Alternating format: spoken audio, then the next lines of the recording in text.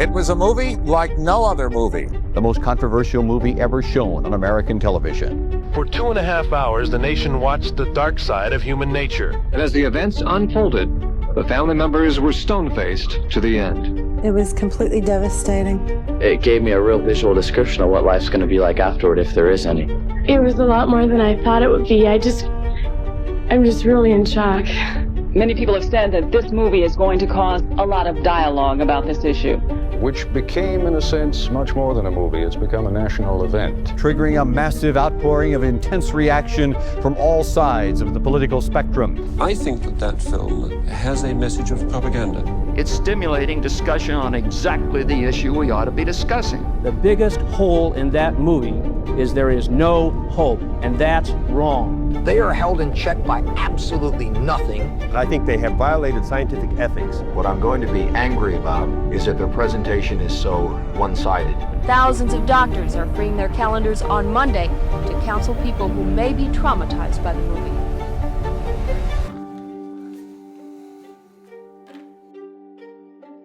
I think what I discovered when making The Day After was that I didn't want to make art. It was supposed to be something entirely different, a public service announcement. The most important thing I ever did in my life was that movie. That movie. Did it ever take a toll on you?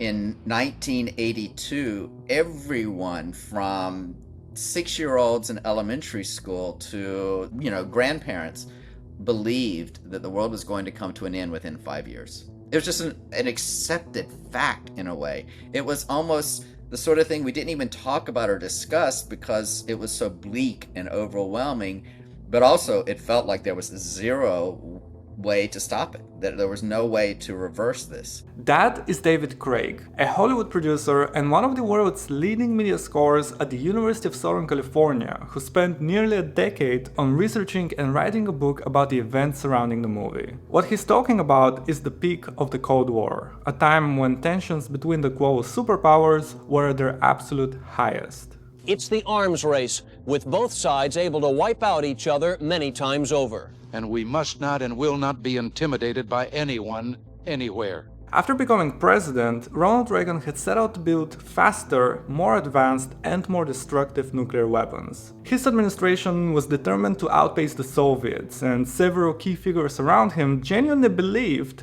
that the nuclear war could be won. That was literally the sort of message that some people in the military were trying to say, that don't worry about it, even if it happens, you'll be okay, just go dig a hole, and then when you emerge, the sun will be out, the birds will be chirping, and it'll be like it never happened. At the same time that the scientists were starting to give us data that says, oh no, it's even worse if you survive, because the whole planet would be coated and covered and wiped out in terms of natural resources because of the fallout and the winter that will occur afterwards, and the effect of all of these nuclear bombs going off. To paint the picture, almost 75% of Americans believed that a nuclear war was inevitable, and about half of them did not think they would survive it. Schools around the country were holding nuclear drills, and it wasn't just the United States either. All across Europe, civil defense programs were informing people on what to do in the case of a nuclear attack. I have no idea what the effects of nuclear war would be, and I'm really scared to find out. All that anxiety and uncertainty eventually reached a boiling point when, after a series of protests, over 1 million people gathered in New York City to demand a freeze on the nuclear arms race. Despite of that, however, things kept escalating. By 1983, both sides were deploying missiles closer and closer to each other. And after a bunch of close calls, tragedies, and the Soviet Union walking away from negotiations, things were becoming dangerously unstable. For the average person, it was just all too much. The fear had become so constant that it was overbearing. So what many chose to do was to simply stop thinking about it, to ignore it. But it wasn't just going to disappear. Sooner or later, they had to face reality. And that is when Brandon Stoddard comes in. The fear had really paralyzed people. They'd taken the fear and shoved it back on a shelf in the back of their minds because they simply didn't want to worry about it. So the intent of the day after was to bring this forward and make them talk about it, make them think about it, and make them decide for themselves what they were going to do about it. Brandon Stoddard is probably one of the most important television executives in the history of the medium. And there was one through line in all of his work in television, was that television has the power to both entertain and make his company a lot of money, but that he also firmly understood and respected the fact that television is a powerful medium with the capacity to educate, enlighten, and inform audiences. That mindset had guided him throughout his entire career, from developing children's programming that encouraged critical thinking to the groundbreaking miniseries Roots, which, despite being a huge risk for the network, ended up being a massive success that confronted America with its racial history. This did two things. One is it affirmed Brandon's belief that television can teach and enlighten, but it also put an enormous amount of pressure on him to find his next big blockbuster. So, having read some of those papers that examined the impact of a nuclear attack, as well as first-hand stories from Hiroshima survivors, he realized that people had no idea how bad things could really be. And one day, after seeing The China Syndrome, a true-to-life movie about a power plant meltdown, he got inspired to make one just like that. A brutally honest depiction grounded in reality. Little did he know though, making this movie and trying to get it on air was going to be one of the biggest challenges of his career. Brandon, no one's going to watch that. Huge local pressure. We are going to do blockades. We're going to stop you from doing this. I had death threats. No one would talk to me. It was panic everywhere. We're going to go on the air. One way or the other. One way or the other. The first step was to assemble a team, starting with a writer, someone who truly understood the mission. This wasn't going to be a typical disaster movie about geopolitics. It wasn't about who started the war. In fact, it was a crucial point not to show that, because the real villain of the story was the weapons themselves. The film had to be grounded in science, and more importantly, it had to be human. It had to show the real consequences for ordinary people. Eventually, they found Ed Hume, who was not only a talented screenwriter, but also had a journalistic background. So, after spending 2 years of digging through all kinds of scientific papers and government documents and books about the topic, he had written the script and sent it to Brandon Stoddard. I read it, I cried, I got on the phone and I said, I just read the script. It's a magnificent script. We're going to do this movie. I promise you we're going to do this movie. He said, it's great. I said, well, what's wrong? He said, do you know what it's like to get up every day for the last 2 years and deal with the destruction of the world? Next was finding the right director. Even though this was technically a TV movie, which at the time was seen as cheaper and less prestigious, Brandon Stoddard wanted it to feel cinematic. They considered a few names, but eventually offered the job to Nicholas Meyer, who had just directed the highly successful Star Trek II. And I read the script and was lying on the couch and trying to talk my way out of making a movie about something I didn't want to think about, like everybody else. And my shrink, who was a man of few words, suddenly spoke a few. And he said, well, I think this is where we find out who you really are. And by the way, I used this line to get other people into the movie. I told my cinematographer, Gain Rescher, Gain, we're going to do this movie. And he said, oh, no. Not for me. Don't ask. And I said, hang on a minute. Are you telling me that the one time this town is going to allow you to put your work in the service of your beliefs, you're going to pass and sit down at dinner parties and bitch instead? Or I think this is where we find out who you really are. With Nicholas Meyer and the rest of the team on board, they were ready to move into production, but the last piece of the puzzle was finding the perfect location. The script was set in a fictional city somewhere in the Midwest, a place that everyone could relate to, and after a few trips to Kansas, they settled on a small town called Lawrence, which also happens to be close to the geographical center of the United States. As a college town, it had everything they needed in terms of locations, and most importantly, a diverse mix of people. That would turn out to be a key, because in order to keep it realistic, they ended up casting almost exclusively locals with no acting experience. On top of that, hundreds upon hundreds of residents would join as extras, and as a result, the film had sort of become a community project that everyone wanted to succeed. I had terrific actors who were all committed to what we were doing. It wasn't just another job for anybody. It was impossible to make any of this movie without a grim sense of purpose. This is what we're doing. And I didn't want to make a movie that everybody talked about as a movie. I didn't want music in it. I didn't want a catchy title song. I didn't want anything that would let people escape. I just wanted, take a look, folks. Here's a bunch of people. They're very ordinary people. They're like you and me, and they're going about their business, and then the missiles land.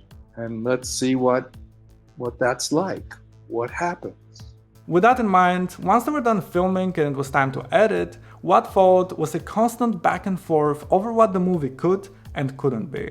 The network, with its legal team and censors, wanted to dial down the intensity and remove some of the more disturbing elements, while for the creative team, doing so would completely defeat the purpose. There were a lot of arguments over the length, what to keep, what to leave out. It got messy. But the point is, half a year later, the movie was finished, the way they wanted it to be, which now meant there was a whole new set of problems. They lost all the advertisers. Nobody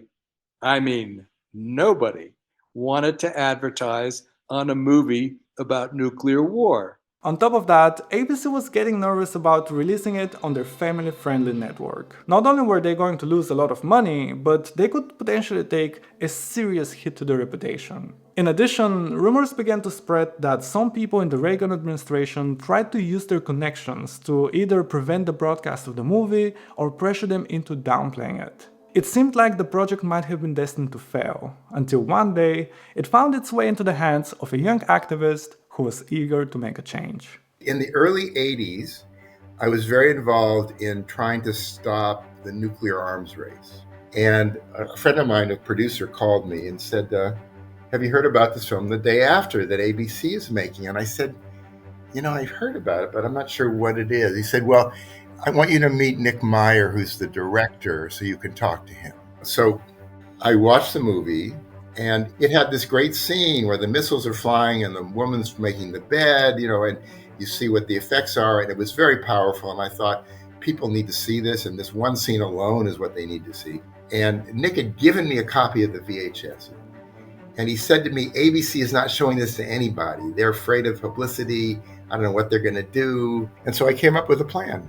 That one would later be known as one of the greatest PR campaigns in movie history. What they basically did was make a bunch of copies of the tape without the knowledge or permission of ABC and travel all across the country, organizing private screenings for students, activists, the media, pretty much anyone who wanted to see it, and crucially, hosting a discussion about it right after. Whether that was legal or not, I don't know. I didn't care. And I finally saw them in LA. I met with the head of publicity and I said, I'm doing this campaign. And he said, you can't do this.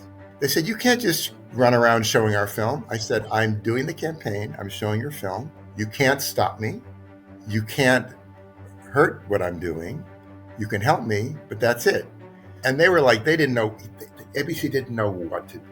They kept doing that for months, and the point was to use the movie as the centerpiece to raise awareness for the issue, to get people to talk about it. In fact, in some of the original documents I got my hands to, you can see they prompted organizations to host their own screenings as well, and would provide them with plenty of resources to encourage a discussion. And at one point, The science advisor to the Pope was going to the Vatican. So I talked to him and I said, do you want to show His Holiness the movie? He said, absolutely. So I called ABC and I said, we're going to show the film to the Pope in the Vatican. You have a choice. I can show them the old cut that I have. It's not that good. Or you can send me a new version so we can see the best cut.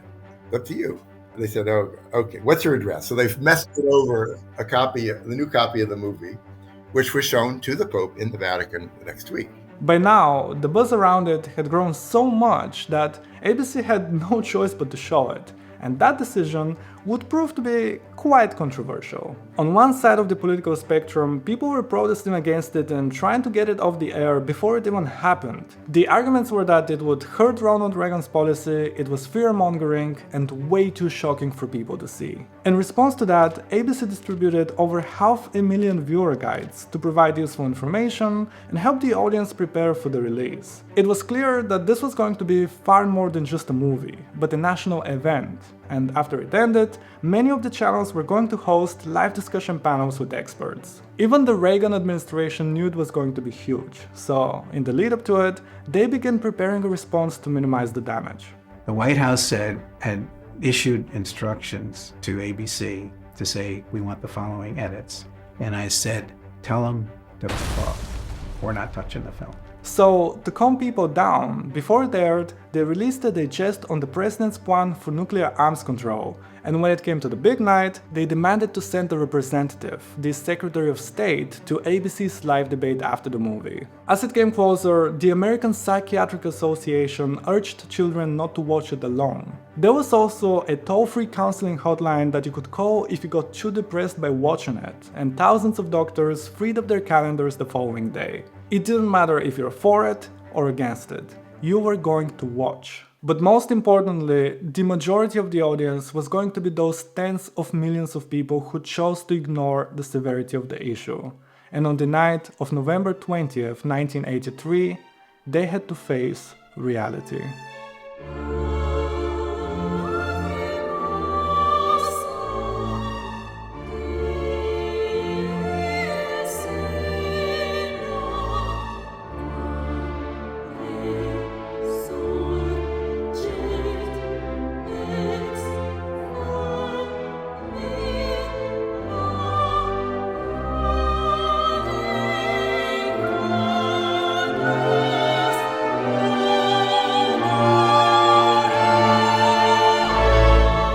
The moment it ended, it sparked fierce debates across the country, from people's homes to the streets, classrooms, and TV studios. This film raised many questions, and so it should have. We need to talk about the problem.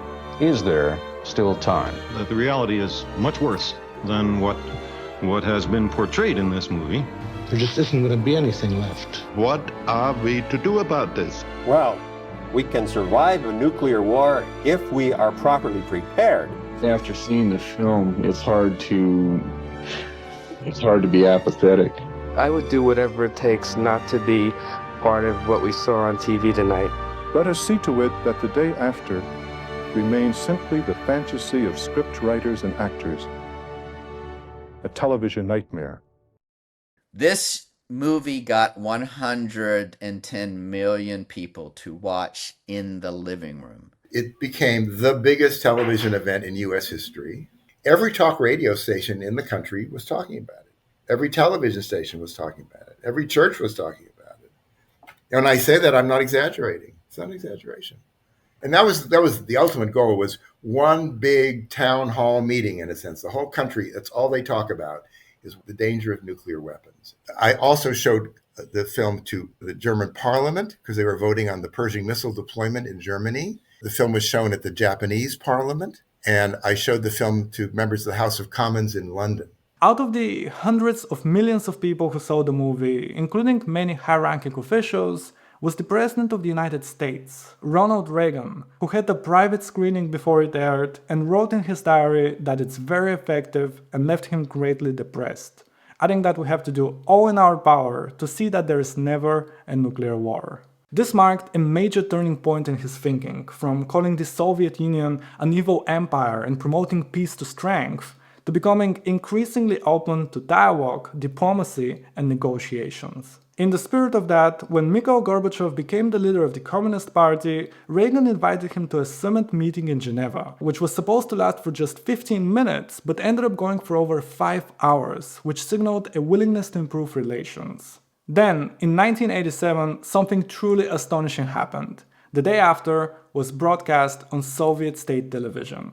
At the time, it was almost unimaginable for an American film, let alone a politically charged one, to be shown there. And yet, they did, even agreeing to ABC's conditions of making sure there are no interruptions, no changes to the script, and no alterations in any way. And shortly after, in 1987, Reagan and Gorbachev met in Iceland and signed the Intermediate Range Nuclear Forces Treaty. This deal was the first of its kind to actually eliminate an entire class of nuclear weapons and allowed for on-site inspections to ensure that both sides kept their promises. It was a big step towards easing the Cold War tensions and led to another treaty, START I, which was signed in 1991 and required the superpowers to significantly reduce their strategic nuclear arsenals. The greatest thing about it was that both Reagan and Gorbachev credited this movie in their biographies as changing their mind about nuclear weapons, and it led to a real treaty between Russia and the United States. So this was an example, an absolutely incredible example of how you can use popular entertainment to change the world. Because it did. The film did, and what we did around it was what really did. It was always my belief that TV shows should first and foremost entertain, but they should also enlighten. They should bring new ideas or feelings to the audience. It is, however, so easy to lose sight of the goal because of the huge pressure to succeed. But if you take risks, if you believe that the meaning of your show is important, your hopes can be realized. A dream can come true for you and your audience. Thank you. Now, this question you may not want or you may not be able to answer. So I'll ask it, and then it is completely okay if you don't want or you cannot answer it. But in the beginning, you said that you should make this movie so you find out who you really are. Do you think you found out who you really are after it's all said and done? It's a very good question to find out who I really am. I don't know if anybody finds out totally who they really are. I think I'm always learning things about myself that I didn't know. But one thing I can say is, yeah, I'm the guy who stepped up. I got through it as a job that had to be done. My job was not to weep. My job was to make the audience weep. Movies always have messages. Their messages may not be foregrounded in an explicit way, which is this is going to kill you or this is wrong, but there are values and ideas and ideologies that are communicated through every piece of entertainment that's ever been produced. And I have a very strong belief that knowing that people who deliver those messages, who craft those stories, should yield that power responsibly. You cannot always predict what audiences are going to think or how they're going to interpret what the message of your material is or what your entertainment is, but you should be at least conscientious of the fact that you are delivering a message and that you want to be aware of what that message is. On that note, if you've made it this far into this video, it means that you are my audience, and I hope you've enjoyed. And I am committed to making the best videos I possibly can. I hope you can see all the effort that goes into it, and if there was ever a time that felt appropriate to ask you to subscribe, it would be now, because we're just getting started, and I hope you stick around for the journey.